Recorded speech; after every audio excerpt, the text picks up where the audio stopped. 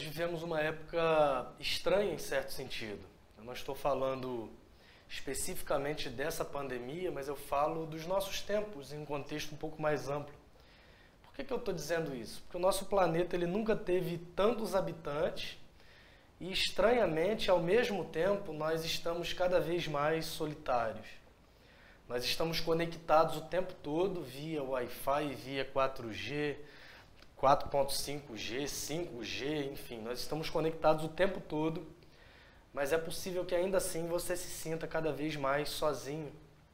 Nós temos a falsa ilusão de que nós nunca estamos solitários, até porque nas redes sociais, que são os mecanismos que regem a maior parte do nosso dia a dia, nós temos muitos amigos, seguidores, pessoas que se importam com a gente, que curtem as nossas fotos, mas é provável que você já tenha experimentado ou esteja experimentando momentos onde o melhor sentimento que te define seja exatamente a solidão, e é sobre isso que a gente vai conversar hoje.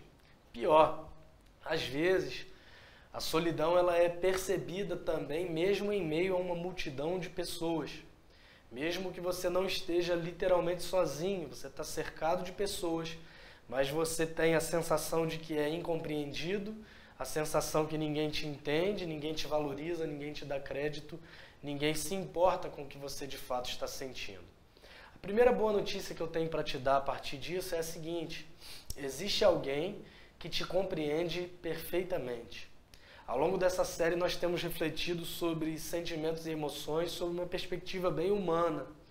Pode ser que na tua experiência anterior você tivesse uma expectativa um pouco diferente. Quando a gente falou sobre medo, por exemplo, pode ser que você tenha imaginado que a gente ia pregar que você tem que vencer os seus medos, que não pode sentir medo, que o medo vai embora no nome de Jesus. Mas a gente refletiu e viu que é absolutamente natural, é totalmente humano você experimentar esse tipo de sentimento. A proposta da nossa série não é que você sinta-se inferior por experimentar esses sentimentos. Só que, por outro lado, a gente tem batido sempre na seguinte tecla: uma coisa é experimentar um sentimento ou emoção aparentemente ruim. Outra coisa é ser dominado por esse sentimento ou por essa emoção. Dando o exemplo do medo, que foi o primeiro que eu citei e foi o primeiro dessa série, uma coisa é você sentir medo, absolutamente normal, absolutamente natural. Outra coisa é você viver paralisado pelo medo. Uma coisa é você experimentar a solidão.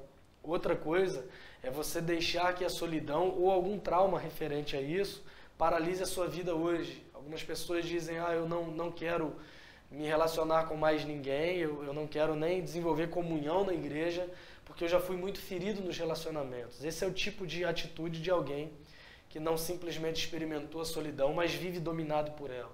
Vive paralisado por causa de traumas relacionados à solidão que já experimentou na sua vida. Nós temos olhado à luz do Evangelho como esses sentimentos que nós, se pudéssemos, não gostaríamos de experimentar, mas mesmo esses sentimentos podem ser ferramentas para nos aproximar de Deus.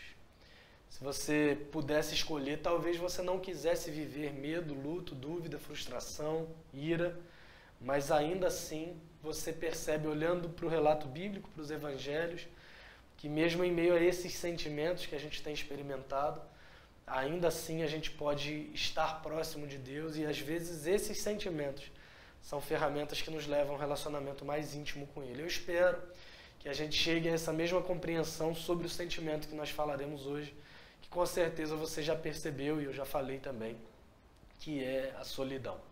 Como eu te disse antes, a boa notícia é que há alguém que te compreende perfeitamente, e esse alguém te compreende perfeitamente porque experimentou exatamente esse sentimento, e nós estamos falando do próprio Jesus. Se Jesus experimenta a solidão, também há uma boa perspectiva nisso, que a gente já compreende de cara que não é pecado se sentir sozinho. Não é sinal de fraqueza estar enfrentando a solidão. Só que, por outro lado, a gente olha também para o texto bíblico que a gente vai ler e a gente percebe a postura de Jesus diante desse sentimento. A partir de se sentir só, como é que ele reage a isso? O que é que ele faz a partir desse sentimento e como essa reação dele tem a nos ensinar também como nós devemos lidar com essa solidão. Jesus ele tinha acabado de celebrar com os seus discípulos o que conhecemos como a última ceia. Ele havia se reunido com os discípulos, ele explicou para aqueles homens o significado do pão, do vinho, e dentre tantas outras coisas que aconteceram naquela noite, ele faz a seguinte revelação: um dos presentes, um dos discípulos, um dos 12 vai me trair. E aí começa toda aquela curiosidade entre os discípulos para saberem quem era o traidor. É muito interessante que eles não sabiam de imediato quem era, porque às vezes não é tão óbvio assim quanto parece. Mas eles celebram a ceia, eles cantam um hino e eles saem para o Monte das Oliveiras até que nós chegamos nesse trecho. Eu te convido a abrir a sua Bíblia em Mateus capítulo 26, a gente vai ler do verso 31 até o 46. Mateus 26, do 31 até o 46, a versão que eu leio é a NVI, e diz o seguinte: Então Jesus lhes disse, ainda essa noite todos vocês me abandonarão. Ainda essa noite todos vocês me abandonarão, pois está escrito, ferirei o pastor e as ovelhas do rebanho serão dispersas. Mas depois de ressuscitar, irei adiante de vocês para Galiléia. Pedro respondeu, ainda que todos te abandonem, eu nunca te abandonarei. Respondeu Jesus, asseguro-lhe que ainda essa noite, antes que o galo cante, 3 vezes você me negará.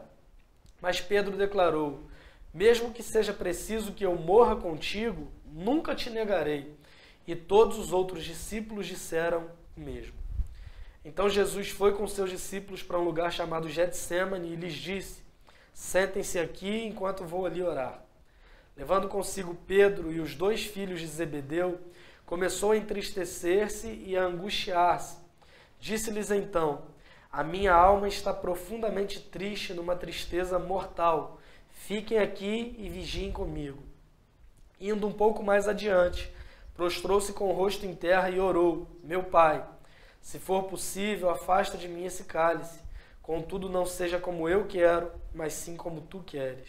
Depois, voltou aos seus discípulos e os encontrou dormindo.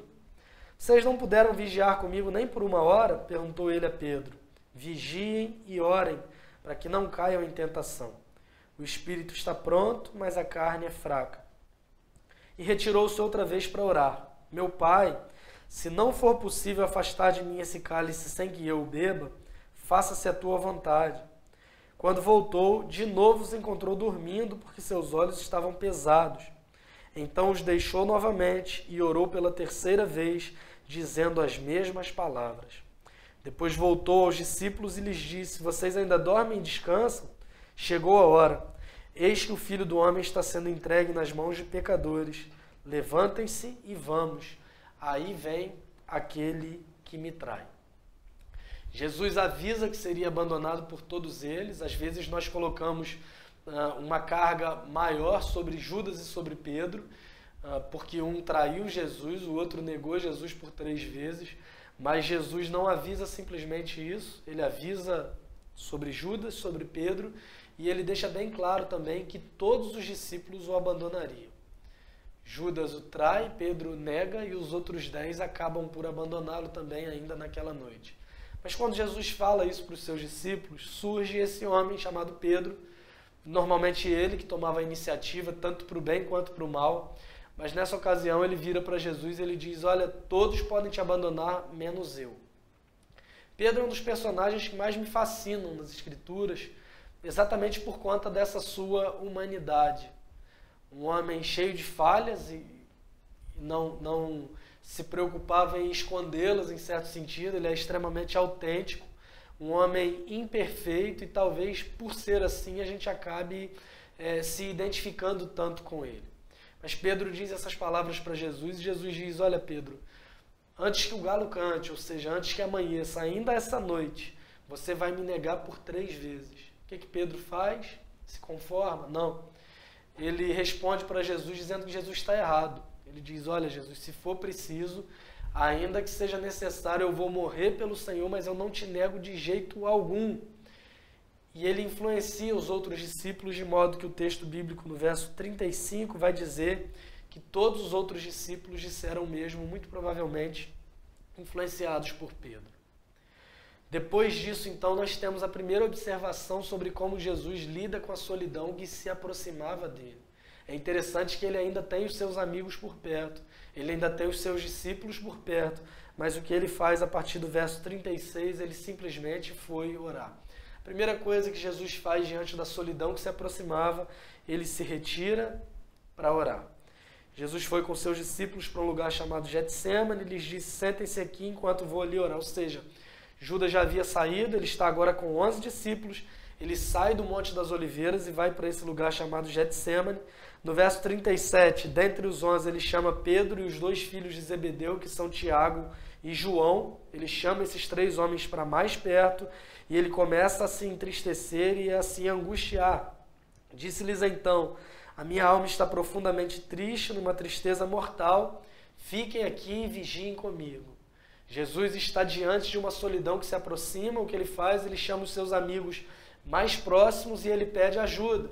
Ele diz: eu quero que vocês fiquem aqui e vigiem comigo. No verso 39, ele vai um pouco mais adiante, prostra-se com o rosto em terra e ora: meu Pai, se for possível, afasta de mim esse cálice. Contudo, não seja como eu quero, mas sim como tu queres. Nós temos falado sempre sobre isso durante toda a série. A oração não pode ser apenas o último recurso. Parece meio repetitivo que diante do medo, o que a gente tem que fazer? Orar. Diante da ira, o que a gente tem que fazer? Orar. Diante da frustração, o que a gente faz? Orar. Diante da solidão também não é diferente. Parece repetitivo, mas é exatamente dessa forma e é extremamente simples. Não há um segredo, não há uma mágica. Para um cristão, qualquer que seja o sentimento que ele está desenvolvendo ou experimentando, a sua primeira atitude deve ser a oração. O problema é que para nós, às vezes a oração é sempre o último recurso. E é isso que Jesus nos ensina nesse texto. Ele ainda tinha os discípulos por perto. Ele ainda tinha os seus amigos ainda mais próximos a ele, que eram Pedro, Tiago e João. Ele ainda não estava só no sentido literal da coisa, mas ele não espera a solidão se tornar insuportável para depois orar. A oração era exatamente um hábito para ele.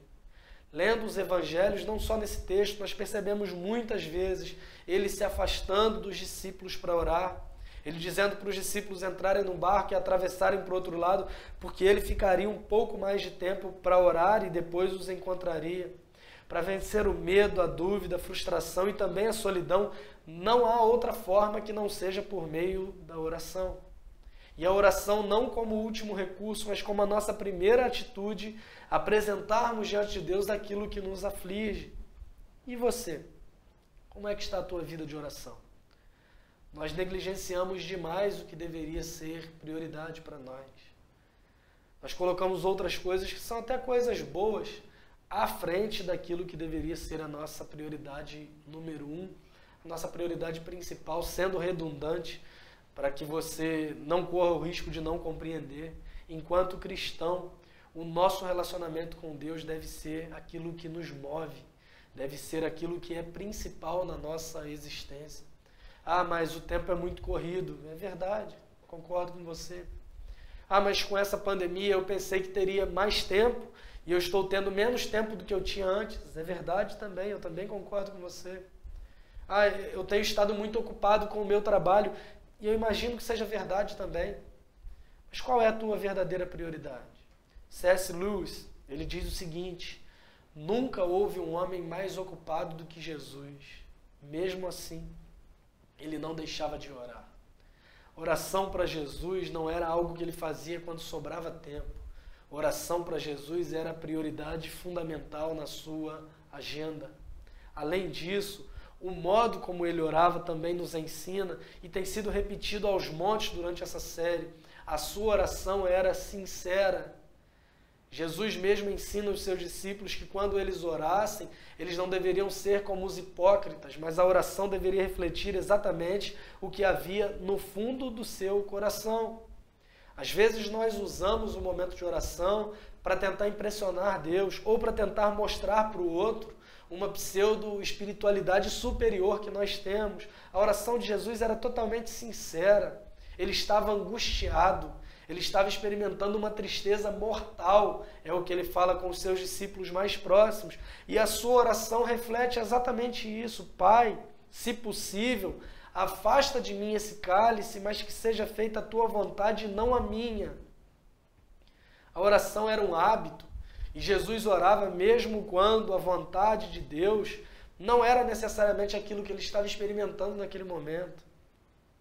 Ter a oração como um hábito nos mostra que devemos orar mesmo quando eu suspeito que a vontade de Deus é diferente da minha, e eu não oro esperando que Deus mude de ideia de acordo com as minhas orações, porque as minhas orações não têm a capacidade de mudar o pensamento de Deus, mas por meio das minhas orações eu me conformo à vontade de Deus sobre a minha vida, porque quando eu oro, quando eu desenvolvo esse relacionamento com Deus, eu vou sendo transformado e percebendo que a vontade dele é boa, perfeita e agradável, que os caminhos e pensamentos dele, para mim, são melhores do que os caminhos e pensamentos que eu tenho sobre mim mesmo. Use os momentos de solidão como uma oportunidade de se aproximar de Deus. Jesus estava triste, sentindo uma angústia mortal, e o que ele faz? Ele usa exatamente isso como plataforma para que pudesse se aproximar de Deus. E a oração era um hábito, não só aqui, ele faz isso também no deserto, quando ele é tentado pelo diabo. Ele faz isso em alguns momentos quando ele se retira para os montes para transformar a solidão nessa palavra que nós chamamos de solitude, que não é uma solidão imposta, mas é um estar sozinho voluntário, com o objetivo de priorizar aquilo que de fato importa. Estar só não é o problema. A questão é o que nós fazemos a partir do sentimento de solidão. Mas Jesus nos ensina, seja honesto nas tuas orações. Não viva uma vida hipócrita, querendo mostrar aos outros a pessoa que você gostaria de ser simplesmente. As redes sociais são um prato cheio para isso. Nós demonstramos não quem nós somos, mas quem nós gostaríamos de ser. Queremos parecer queridos, amados, rodeados de amigos, mas às vezes, mesmo com essas fotos sendo postadas, agora nem tanto por conta da pandemia, mas tem o tal do TBT, né, que a gente posta lá o que passou, mas mesmo com essas fotos que nós postamos rodeados de amigos, é possível que você, mesmo cercado de pessoas, esteja enfrentando solidão, e só o teu travesseiro sabe disso. Rodeado de pessoas, mas ainda assim se sentindo solitário. O que é bem interessante é que é exatamente assim que Jesus estava. Ele já estava sozinho. Ele ainda tinha os amigos por perto no sentido físico e literal, mas ele já estava experimentando solidão. Ele estava cercado, mas estava só. Ele chama os seus discípulos, vai até o Getsemane, ele pega 3 dos mais próximos e faz uma proposta. Fiquem aqui e vigiem comigo, porque eu estou experimentando uma angústia mortal. Eu estou experimentando uma tristeza pesada. E ele se retira para orar. Ele tinha pedido os homens para ficarem e vigiarem com ele. Ele tinha saído para orar e quando ele volta, os discípulos estão dormindo. Jesus tinha os discípulos por perto, mas não estavam preocupados com as suas necessidades, e às vezes nos encontramos exatamente assim. Até temos pessoas por perto, mas cada um está ocupado com a sua própria agenda, as suas próprias necessidades, os seus próprios interesses, e assim estavam os discípulos. Eu não estou culpando os discípulos, eles vinham de um longo dia, eles haviam preparado a Páscoa, celebrado a Páscoa, eles haviam estado juntos ao longo daquele dia, um dia cansativo do ponto de vista físico. Jesus está reunido agora com aqueles homens, com os 12, e aí você imagina 13 homens reunidos que sempre estavam juntos, e de repente Jesus diz que um deles o trairia, o outro o negaria, e os outros 10 o abandonariam. Um dia pesado também do ponto de vista emocional. E depois dessa conversa tão difícil, tão complicada, Jesus chama os discípulos para irem até o monte, fica mais próximo desses 3 e pede para vigiarem com ele. Um dia extremamente pesado, cansativo. Não estou culpando os discípulos porque dormiram de modo algum, mas eles não souberam priorizar aquilo que era de fato importante. Jesus está cercado por 3 amigos próximos, mas que se preocuparam mais com as suas necessidades do que com um amigo que estava prestes a enfrentar a pior das solidões. E quantas vezes nós nos sentimos assim, não é verdade? Isolados, sozinhos, às vezes cercados por pessoas, mas parece que o nosso problema não é importante para o outro. A grande questão também é que nós não somos vítimas o tempo todo. Eu não quero que você termine de escutar essa mensagem e saia pensando somente nesses termos, mas eu queria inverter a pergunta para te incomodar um pouco também. É muito fácil nos vermos como vítimas e pensarmos: como estou sozinho, ninguém se importa comigo, mas eu queria inverter a pergunta. Eu queria te perguntar o seguinte: quantas vezes também o teu próximo, a pessoa que está do seu lado, o teu familiar, o teu cônjuge, teu pai, tua mãe, teu filho, teu amigo, teu colega de trabalho, quantas vezes essa pessoa não deve estar se sentindo sozinha também e você está preocupado com as tuas necessidades, os teus sonhos, os teus desejos, as tuas realizações, as tuas aspirações. A igreja deve ser esse lugar de comunhão, de abrir mão das minhas necessidades para me colocar à disposição do outro. A igreja deve ser esse lugar de amizade e relacionamentos verdadeiros, um lugar onde dividimos alegrias e dores. Essa semana eu experimentei isso de um modo muito peculiar e interessante. Semana passada, meu pai foi internado com Covid, no domingo ele deu uma piorada, no horário do culto da manhã, inclusive. A igreja orou por ele de manhã, a igreja orou por ele à noite. Amigos pastores de outras igrejas oraram por ele, gente de perto, gente de longe. O conselho da igreja sempre perguntando, orando, pessoas da igreja me mandando mensagem, me ligando, e eu só posso agradecer a Deus por não me sentir sozinho em um momento de tanta apreensão.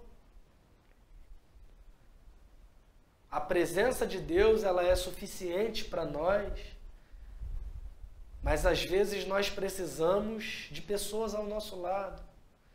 Não porque a presença de Deus não seja suficiente, mas porque a presença de Deus ela é perceptível, muito menos por ações sobrenaturais e muito mais por meio do cotidiano, de gente igual a você do seu lado dizendo: olha, eu abro mão até do que eu estou sentindo nesse momento para te abraçar no momento de dor, de apreensão. Eu posso estar triste, mas eu abro mão até da minha tristeza para me alegrar contigo numa alegria que é tua, porque quando a alegria é tua, ela é nossa porque somos família. A ideia é exatamente isso, é dividirmos alegrias e tristezas. Eu devo me preocupar com o outro porque eu sou parte do mesmo corpo, eu sou membro do mesmo corpo. Nós somos família espiritual e aquilo que nos une é muito maior do que laços de sangue, inclusive. Nós somos unidos pelo Evangelho, nós somos unidos pelos laços do sangue de Jesus. Só que comunhão dá trabalho, porque depende de mim também. Nós reclamamos demais que ninguém se interessa pelos nossos problemas, mas nós também não demonstramos interesse no problema do outro. E isso é comunhão, é abrir mão do que você quer e precisa para se colocar à disposição do outro. E nós somos chamados a isso. A gente vê, por outro lado, pessoas reclamando o tempo todo da igreja, que não tem comunhão. Ah, ninguém se importa com o meu problema. Tudo bem, mas você dividiu o seu problema com alguém? Não, mas ninguém se importa. Tá, mas você falou isso no teu grupo pequeno, com o teu líder? Não, eu não frequento grupo pequeno, mas ninguém se importa comigo. É meio estranho. Dividiu isso no culto de oração, pediu oração. Não gosto de culto de oração, mas ninguém se importa comigo. É um negócio estranho. As pessoas reclamam, sentem falta, em certo sentido, da comunhão, mas não se esforçam para isso. A nossa igreja não é uma igreja lotada de atividades. Nós temos uma semana o culto de oração, na outra o grupo pequeno e os cultos aos domingos. Se você não pode vir por conta da pandemia ou de qualquer outro motivo, que também a gente sabe que tem gente que frequenta todo e qualquer lugar, a pandemia parece que não existe, só existe para as atividades da igreja, mas esse não é o caso. Ainda assim, você poderia participar online, mas também não faz. E está reclamando que ninguém se importa com você. Será que falta interesse para desenvolver a comunhão apenas no outro ou parte de você também? Usa esse momento de solidão para refletir também sobre isso. Por último, o que fez Jesus vencer esse momento de solidão é que o propósito que ele tinha era maior que a sua dor. Versos 45 e 46. Depois voltou aos discípulos e lhes disse: vocês ainda dormem e descansam? Chegou a hora. Eis que o Filho do Homem está sendo entregue nas mãos de pecadores. Levantem-se e vamos. Aí vem aquele que me trai. Jesus tinha acabado de orar para que, se fosse possível, aquele cálice fosse passado adiante, mas que se cumprisse a vontade de Deus. E aqui é muito importante a gente refletir que a oração nem sempre muda as circunstâncias, mas ela sempre muda a nossa mentalidade diante delas. Ele se levanta do momento de oração consciente, ele sabe que chegou a hora. Tanto que no verso 46 ele se levanta decidido: levantem-se e vamos, porque aí vem aquele que me trai. Ele então é preso, Pedro corta a orelha de um soldado, Jesus cura esse homem. E olha o que ocorre no verso 56. Mas tudo isso aconteceu para que se cumprisse as escrituras dos profetas. Então, todos os discípulos o abandonaram e fugiram. Se cumpre o que Jesus havia dito lá no verso 31. Depois disso, ele é levado até os sacerdotes, Pedro o nega 3 vezes de fato. Depois Jesus é levado a Pilatos, depois a Herodes, depois a Pilatos de novo, depois ao pretório. Dali ele vai para a cruz, onde ele experimenta a maior das solidões. Mateus 27, 45 e 46. E houve trevas sobre toda a terra, do meio-dia às 3 horas da tarde.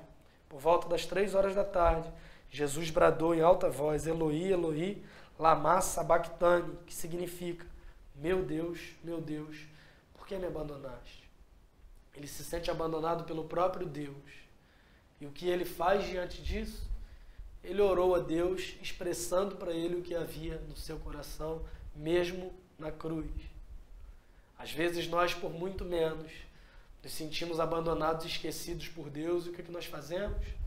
Nos isolamos, nos afastamos, paramos de buscar a Deus, barganhamos com Deus, como se Deus precisasse de nós. O dia que o Senhor resolver me ouvir, Ele vai vir na minha direção, também não vou procurar ter comunhão com Ele. Como se você fosse prejudicar Deus com essa sua atitude. Cresce, deixa de ser imaturo. Sabe o que é mais interessante?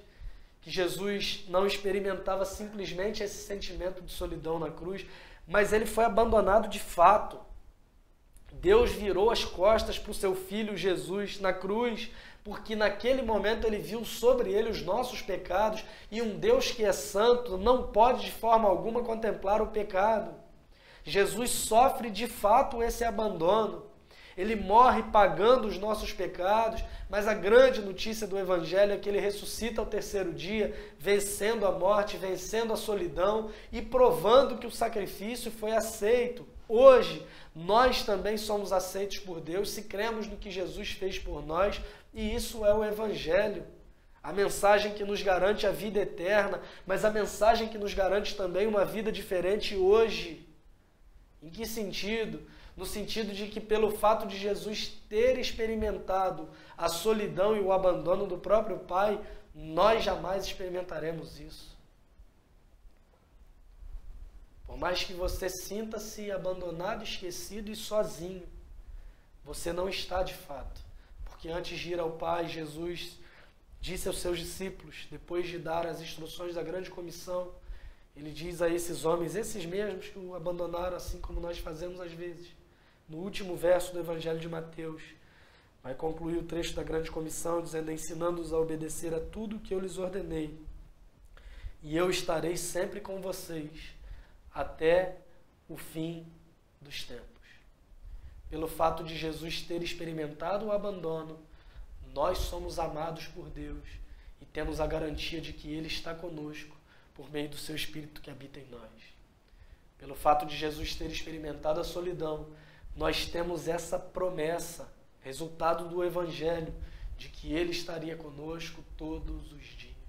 Por causa do Evangelho, nós temos essa certeza que mesmo que pareçamos estar sozinhos, nós não estamos, porque Jesus está conosco e Ele nos conforta em momentos de solidão, por meio do seu Espírito que habita em nós e por meio do seu povo que é a Igreja. Nós somos místicos demais e quando falamos em presença de Deus, nós pensamos em eventos grandiosos, poderosos e sobrenaturais. Mas a minha oração é para que a gente perceba a presença de Deus nos meios mais naturais possível. Na igreja reunida, no corpo de Cristo celebrando a ceia do Senhor, no corpo de Cristo reunido, no seu irmão que ora junto contigo, que se dispõe a te ajudar, a te ensinar, a te aconselhar, gente se alegrando com a alegria do outro, gente sofrendo e chorando com a dor do outro, e é desse modo que nós percebemos a presença de Deus e que a promessa de Deus se cumpre de que não estaríamos sozinhos, que sejamos esse lugar de refúgio para o outro que está solitário, porque certamente o outro será o nosso lugar de refúgio quando nos sentimos assim. Eu oro para que isso seja realidade aqui na CBM e que seja assim para a glória de Deus. Que Deus nos abençoe em nome de Jesus.